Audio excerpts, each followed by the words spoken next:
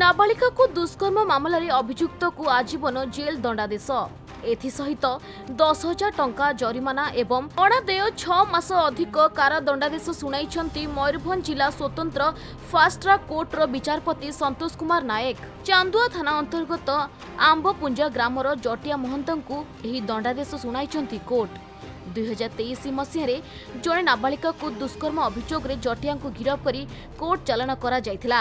एहा परे तांकर विचार चलीथिला आउ शेषरे तांकु जेल दंडादेश शुणाई कोर्ट।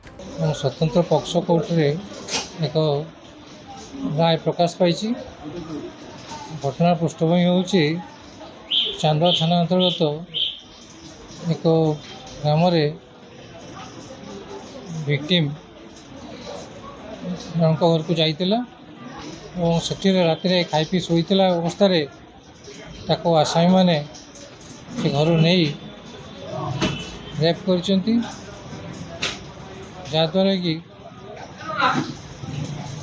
विक्टिम रो बहुत क्षति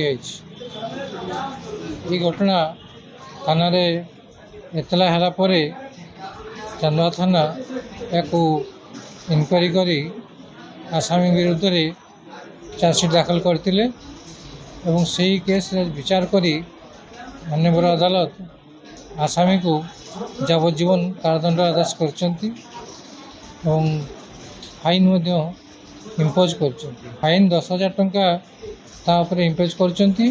अनादे अधिका कारादंड दंडित होगापी आदेश होइछ। मयूरभंज प्रदीप्त होता रिपोर्ट खबर ओडिशा।